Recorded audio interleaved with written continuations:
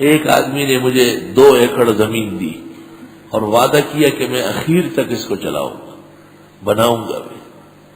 ہم نے وہاں کام شروع کر دیا، وہ بھاگ گیا، 2-4 لاکھ دے کے بس بھاگنا شروع کر دیا۔ کہا جی بس آپ کی برکات بہت زیادہ ہے اور آپ بنوائیں۔ اب میں حیران کہ اس ادارے میں جو آتا ہے، اس ادارے کے خود صرف بہت زیادہ ہے، الحمدللہ سال ہر سال 15 سے لے کے 20 لاکھ تک ایک مہینے کا خرچہ ہے، اور خود کی تعمیرات بے حساب ہے۔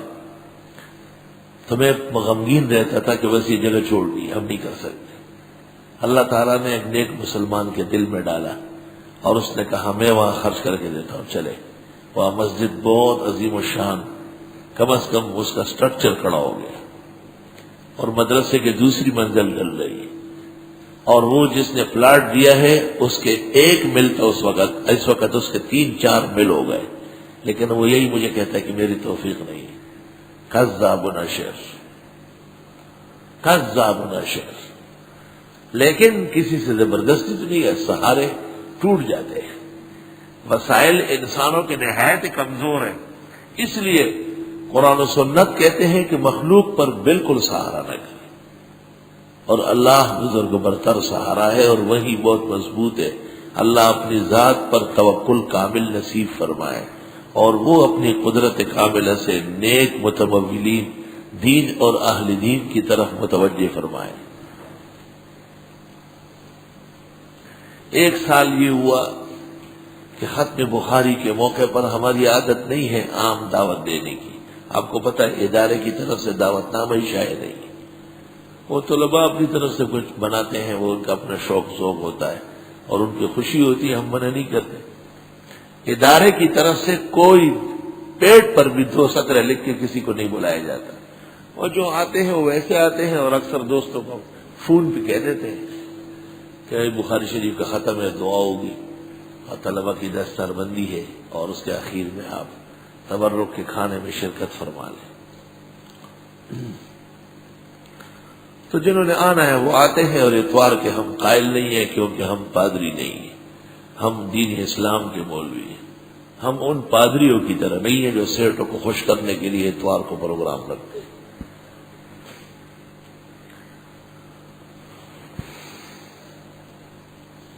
ایک سال ایسا ہوا کہ جس قدر تعاون کرنے والے مخلصین ہیں، احباب ہے، اتفاق سے وہ سب جمع تھے۔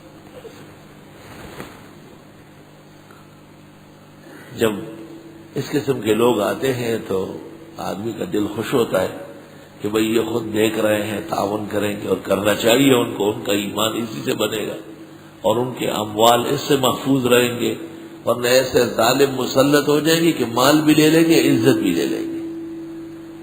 آپ دیکھیں گے اس میں یہ مضمون آ رہا ہے کہ مال خرچ کرنے سے ہلاکت سے بچو گے، اور برموں کا خرچ نہ کرنے سے تم بھی ہلاک ہو جاؤ گے اور دولت بھی غرق ہو جائے گی۔ 3-4 مہینے بعد پتہ چلا کہ وہ جتنے آنے والے تھے تقریباً ان کی طرف سے ادارے کا تعاون ختم ہو گیا، یعنی پہلے والا جوش و جذبہ ان کا نہیں رہا۔ کہا کہ مفتی صاحب تو ختم بخاری میں ایسا کلام کرتے ہیں اور اس طرح دعوت کرتے ہیں کہ ہم کارخانے دار بھی نہیں کر سکتے۔ معلوم ہوتا ہے کہ وہ بہت بڑے مالدار ہیں۔ یہ بھی ایک اللہ نے عجیب شان دی ہے کہ کچھ بھی نہیں ہے اور لوگ کہتے ہیں بڑا متمول ہے۔ خدا کا لاکھ لاکھ شکر ہے اگر لوگ یہ کہتے ہیں کہ یہ بھوکا پیاسا ہے، میں کیا بگاڑتا ہوں۔ مفتوں میں اللہ نے عزت عطا فرمائی، تو میں بہت پریشان ہوا، اور میں نے اپنے رب کی طرف متوجہ ہو کر اللہ سے استرجاع کی۔ ایک مثال دیتا ہوں، تو میں نے خواب دیکھا کہ ایک بزرگ ہستی مجھ کو بطور تطمین کے کہہ رہی ہے کہ کام آپ کا سارا ہوگا، پہلے سے 20 گنا 100 گنا بڑھ کر، افراد رہنے دیں، کون آیا کون گیا اس میں نہ پڑے آپ۔ میں نے کہا بہت اچھا، میرے لیے دعا فرمائیں۔ اسی پر آپ قائم ہیں پہلے سے، صرف آپ کو آگاہ کرنے آیا ہوں۔ الحمدللہ وہ دن اور آج کا دن فرق کوئی متعین نہیں، اور سارا کام 20 گنا 100 گنا چل رہا ہے اللہ کے فضل و احسان سے۔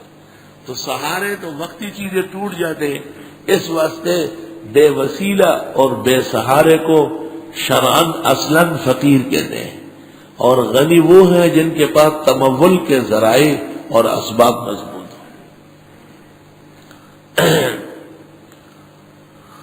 تو 10 اوصاف ذکر کیے مجاہد کی تربیت کے لیے، اور 4 قاعدے ذکر کیے ملک کی اصلاح کے لیے، اب رعایا کی اصلاح کے لیے 18 قواعد ہے، القواعد المنتظمہ لتدبیر المنزل والسیاست المدنی۔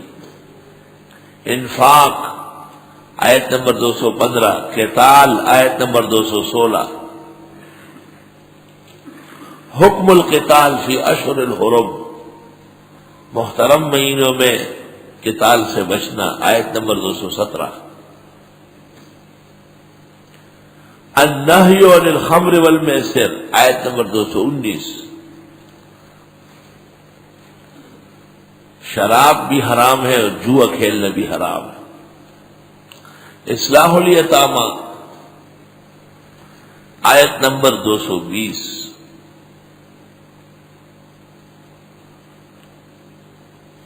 نکاح المشرکات کہ مشرک غیر اللہ سے مانگنے والے ان کے ساتھ نکاح اور معاملات، نکاح خاص کر جو عبادات اس میں غالب ہے وہ ناجائز ہے۔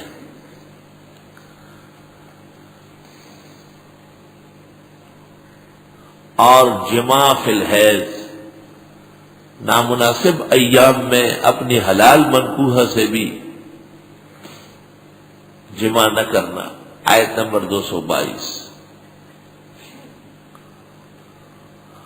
مقصد الوتی، جماع کا مقصد صرف شہوت رانی نہیں ہے بلکہ نسل انسانی کی آباد کاری ہے، جو انبیاء کے نیک مقاصد میں سے مقصد الوتی آیت نمبر 223۔ التعظیم للہ، اللہ کے دین اور شاعر اور اہل دین کی تعظیم ضروری ہے، آیت نمبر 224۔ الالہ، اگر مرد قسم کھائے کہ میں بیوی کے پاس نہیں جاؤں گا، اس کا مسئلہ اور شرعی حکم، آیت نمبر 226۔ طلاق کی قسمیں اور اس کی تفصیل اور ہر ایک کا علیحدہ علیحدہ حکم، آیت نمبر 228۔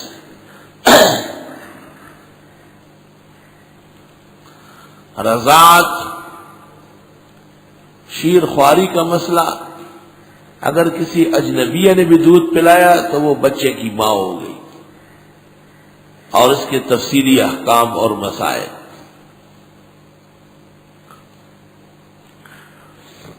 آیت نمبر 233۔ عدت المتوفی عنہا زوجہا، عدت المتوفی عنہا زوجہا، جس کا خاوند مر جائے وہ معتدہ عدت کس طرح گزارے گی، آیت نمبر 234۔ حکم الخطبہ، کن حالات میں ایک عورت کو نکاح کا پیغام دے سکتے ہیں اور کن حالات میں منع ہے، جیسے ایک عورت عدت میں ہے اس سے نکاح کی باتیں کرنا بھی جرم ہے۔ حکم الخطبہ، اس کو خطبہ کہتے ہیں، خطبہ نہیں پڑھو، خطبہ، آیت نمبر 235۔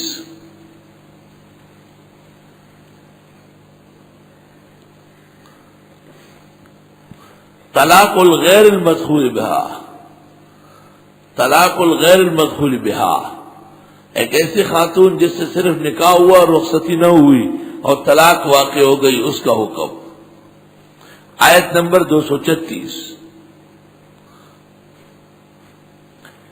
کہیں طلاق، نکاح، رضاعت، قسموں میں لگ کر عبادت بھول نہ جاؤ، حکم الصلاۃ، حافظوا علی الصلوات والصلاۃ الوسطی وقوموا للہ قانتین، حکم الصلاۃ، آیت نمبر 238۔